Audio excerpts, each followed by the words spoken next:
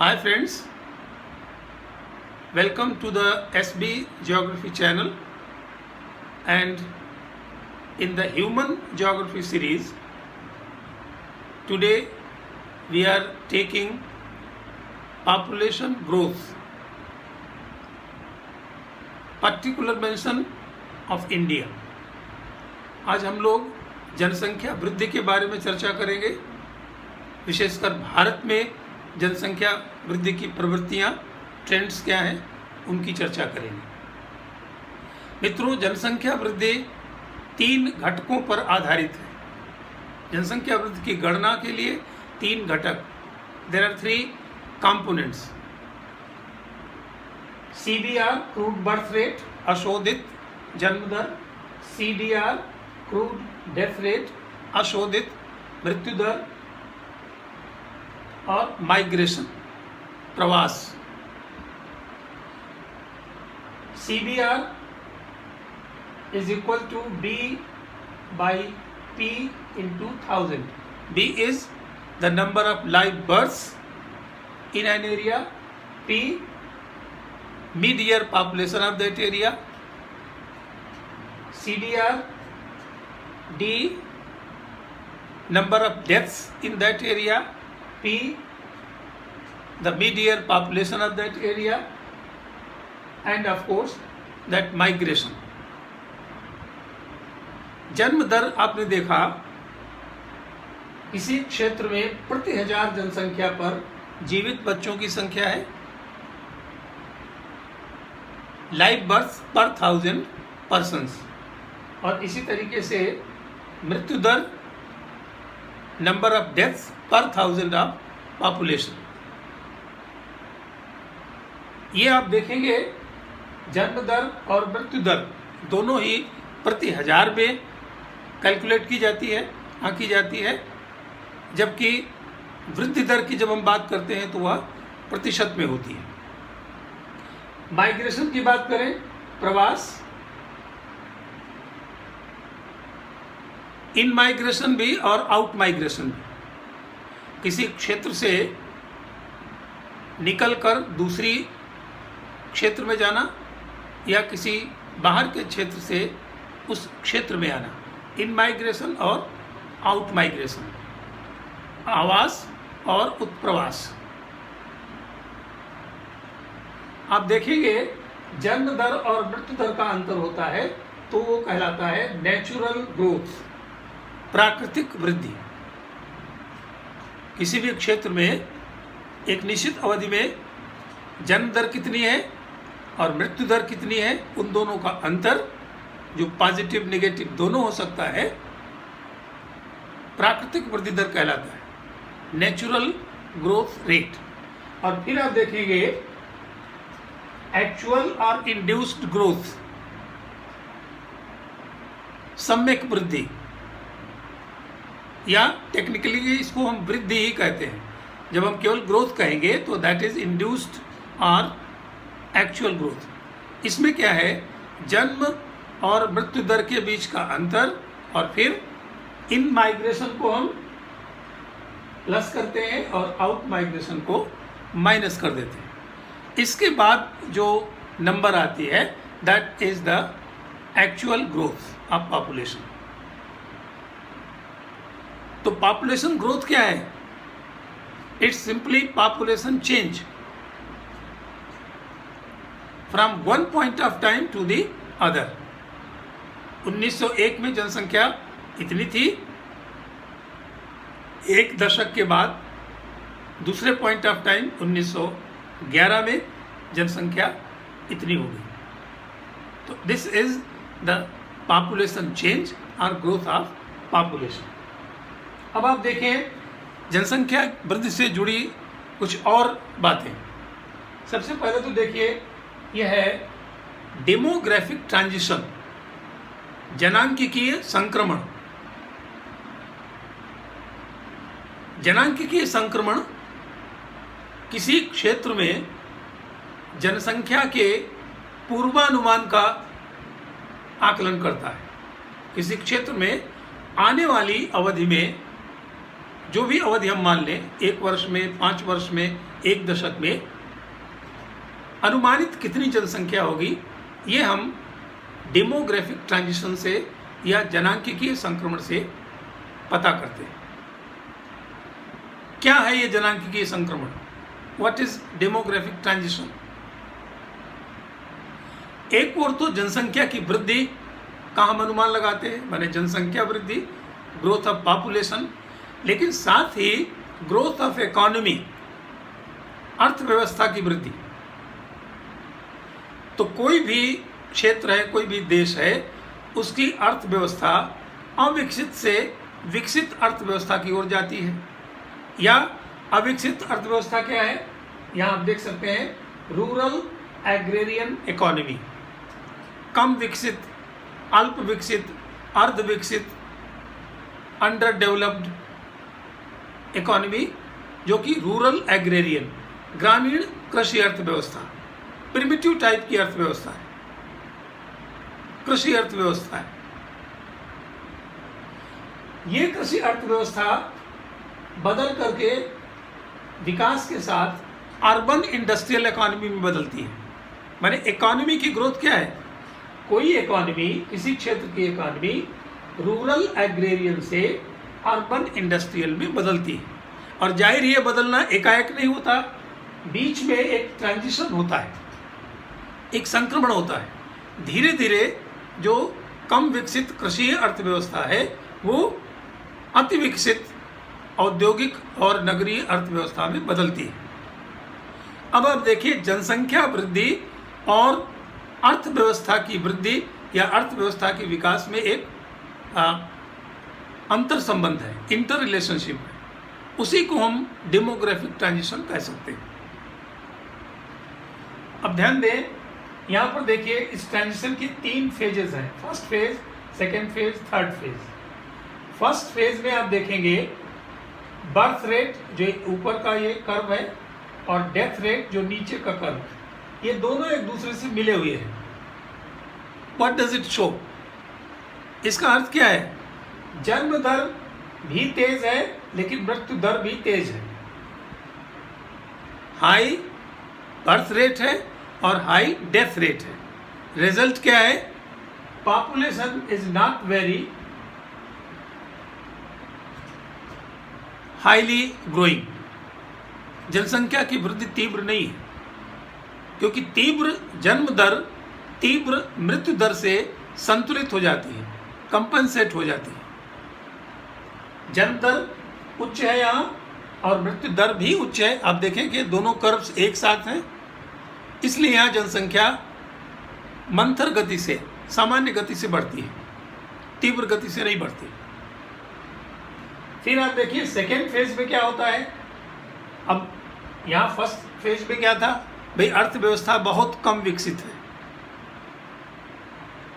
जो जीवन की आधारभूत आवश्यकताएं हैं मुश्किल से उनकी आपूर्ति होती है। जन्म दर तेज है, लोग पढ़े लिखे नहीं हैं, लिटरेसी कम है, एम्प्लॉयमेंट की अपॉर्चुनिटीज़ कम है, सिविक अम्यूनिटीज़ कम है, जो नागरिक सुविधाएं हैं, स्वास्थ्य संबंधी सेवाएं, भोजन आपूर्ति सुनिश्चित नहीं है। ये तमाम दिक्कतें हैं। Life is hard. अब ये कठिन जो जिंदगी है, इसके कारण यहाँ पर देखिए जन्म दर और मृत्यु दर दोनों तेज हैं, फिर भी वृद्धि दर सामान्य है। सेकेंड फेज में क्या होता है? बर्थ रेट देखिए ऑलमोस्ट उसी तरीके से है, लेकिन डेथ रेट एकाएक स्लम्प डाउन कर गई, मृत्यु दर कम हो गई। तो जन्म दर में कोई विशेष अंतर नहीं हुआ, जैसी थी थोड़ी कम हुई, लेकिन मृत्यु दर बहुत तेजी से कम हो गई, क्योंकि चिकित्सा सुविधाएं आ गई, क्योंकि स्वास्थ्य संबंधी सेवाएं बढ़ गई, जीवन सरल हो गया, पहले से सुविधाएं बढ़ गई। माने अब अर्थव्यवस्था विकास की ओर जा रही है। इसलिए आप देखेंगे कि बीच में जो रेड कलर से शेड किया हुआ है, यह है ट्रांजिशन पीरियड। माने अब जनसंख्या तेजी से बढ़नी शुरू हो गई, तीव्र गति से। क्यों तेजी से बढ़ रही है? क्योंकि मृत्यु दर कम हो गई। थर्ड स्टेज में देखिए लो फ्लक्चुएटिंग स्टेज ये है, यहाँ पर फिर देखेंगे आप जन्म दर और मृत्यु दर के दोनों कर्व साथ में हैं। अब ये दोनों कर्व साथ में माने क्या, जनसंख्या की वृद्धि की दर अब धीरे धीरे स्लो डाउन हो जाती है, बल्कि ये धीरे धीरे स्थिर होकर के और फिर कम होने लग सकती है। वृद्धि होगी लेकिन बहुत मंद गति से। एक और आप कंपैरिजन देख सकते हैं, विश्व की जनसंख्या किस गति से बढ़ रही है, जिसको कभी कभी हम पॉपुलेशन डबलिंग टाइम कहते हैं। माने कितनी अवधि में जनसंख्या किसी क्षेत्र की या पूरे ग्लोब की, पूरी दुनिया की कितने दिन में 2 गुनी हो जाती है। अब यहाँ पर आप देखिए, ये एक ग्राफिक लाइन है 1830 से 1930, 100 वर्षों के समय में, 100 ईयर्स के टाइम में आप देखेंगे 1 अरब से जनसंख्या 2 अरब हो गई, 1 बिलियन टू 2 बिलियन। आप कह सकते हैं डबल भी हो गई, लेकिन समय कितना लगा, 100 वर्षों का, 100 ईयर्स। फिर आप देखें 2 बिलियन से 3 बिलियन होने में केवल 30 वर्ष का समय लगा, 1930, और फिर 1960 में ये 3 बिलियन हो गई, 3 अरब हो गई। इसके बाद आप देखें फिर 1960 से 1975 केवल 15 वर्षों में 1 बिलियन जनसंख्या बढ़ गई, 3 से 4 बिलियन हो गई। आप बात करेंगे ये जो टाइम पीरियड है 1 अरब जनसंख्या बढ़ने का, वो कम हो रहा है। What does it show? ये इस बात को दिखाता है, इस बात को प्रकट करता है कि जनसंख्या की वृद्धि की दर धीरे धीरे तेज हो रही है। फिर आप देखेंगे आगे 5 बिलियन से 6 बिलियन होने में आप देखें 75 के बाद ये आया 80 और 87 और फिर 99, 12 वर्षों में 1 बिलियन बढ़ गई। और अभी आप देखिए कितना तेज बढ़ी जनसंख्या, 2018, 99 से 2018, 19 वर्षों का समय है, और आप देखेंगे 6 से अब 7.5 बिलियन हो गई। और अनुमान ऐसा है कि 2025 तक हम पूरी दुनिया की जनसंख्या को 8 बिलियन छूते हुए या पार करते हुए देखेंगे। तो पूरे विश्व के सामने जनसंख्या प्रस्फोट या पॉपुलेशन एक्सप्लोजन की स्थिति है, जिसके बारे में हमको सोचना है। अब हम बात कर लेते हैं भारत में जनसंख्या वृद्धि की अवस्थाएं, स्टेजेस इन इंडिया। सबसे पहले देखिए फर्स्ट फेज 1901 से 1921 के बीच में, और ये फेज थी स्टैग्नेंट ग्रोथ की। इस समय वृद्धि बहुत तीव्र नहीं थी, धीमी थी। क्यों धीमी थी? आप डेमोग्राफिक ट्रांजिशन का फिर से रिकॉल करें। अब देखिए इस समय क्या था, पुअर हेल्थ फैसिलिटीज थी, डिफिकल्ट लाइफ थी, जो डिस्ट्रीब्यूशन सिस्टम है सेवाओं का, सुविधाओं का, बहुत विकसित नहीं था, और तमाम जो स्वास्थ्य संबंधी या भोजन आपूर्ति संबंधी अवस्थाएं बहुत ही पुअर थी, बहुत कमज़ोर थी। भोजन आपूर्ति सुनिश्चित नहीं थी, महामारियां थी, एपिडेमिक्स। उन सब का रिजल्ट क्या था? मृत्यु दर तेज थी। अब तेज मृत्यु दर है तो फिर तेज जन्म दर कंपनसेट हो जाती है, संतुलित हो जाती है। तो यहाँ पर ये स्टैग्नेंट पीरियड कहा जाता है, माने जनसंख्या लगभग स्थिर थी। इतना ही नहीं, आप देखें 1911 और 21 के दशक के बीच में नेगेटिव ग्रोथ थी, जनसंख्या घट गई थी, जिसको हम टेक्निकली डेमोग्राफिक डिवाइड कहते हैं, जनसंख्या विभाजक कहते हैं। आप जानते हैं ये एपिडेमिक्स का समय था। सेकेंड स्टेज 1921 से 51 के बीच आप देखें ये स्टेडी ग्रोथ थी। अब ग्रोथ या जनसंख्या की वृद्धि तेज होने लगी थी, एक निश्चित गति से स्टेडीली अब बढ़ रही थी। क्यों ऐसा हो गया था? अब आप देखें जो पुअर कंडीशंस डिस्ट्रीब्यूशन सिस्टम की थी, जो पुअर हेल्थ और सैनिटेशन की सुविधाएं थी, जो लिटरेसी बहुत पुअर थी, लोग जागरूक नहीं थे, ट्रांसपोर्ट कम्युनिकेशन इतना समृद्ध नहीं था, ये सारी जीवन की परिस्थितियां बहुत कठिन थी। लेकिन अब क्या हुआ, सेकेंड स्टेज में ये सारी परिस्थितियां बदली, स्वास्थ्य सेवाएं बेहतर हो गई, चिकित्सा सुविधाएं बढ़ गई, एपिडेमिक्स को खत्म करने की स्थिति कर ली गई, भोजन आपूर्ति सुनिश्चित हो गई, ट्रांसपोर्ट कम्युनिकेशन सिस्टम और जो पब्लिक डिस्ट्रीब्यूशन सिस्टम था, सुविधाएं थी, सिविक अम्यूनिटीज थी, उन सब में बढ़ोतरी हुई, तो जीवन सुगम हो गया, सरल हो गया। अब मृत्यु दर कम हो गई, तो मृत्यु दर कम होने के कारण अब स्टेडी ग्रोथ, एक गति वृद्धि में आई। थर्ड स्टेज 1951 से 81 के बीच ये एक्सप्लोजन की स्थिति कहलाती है, जनसंख्या विस्फोट की स्थिति।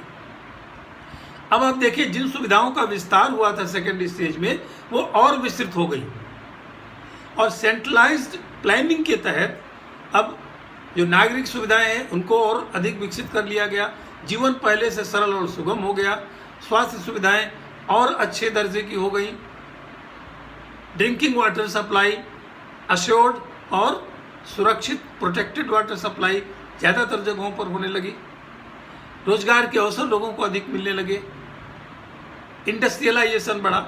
माने इस समय आते आते जीवन सरल हो गया था। तो अब आप देखेंगे एक्सप्लोजन की स्थिति आ गई, जनसंख्या तेजी से बढ़ी, और 1981 के बाद अब तक का जो युग है वो अब क्या कहलाता है, स्लोइंग डाउन।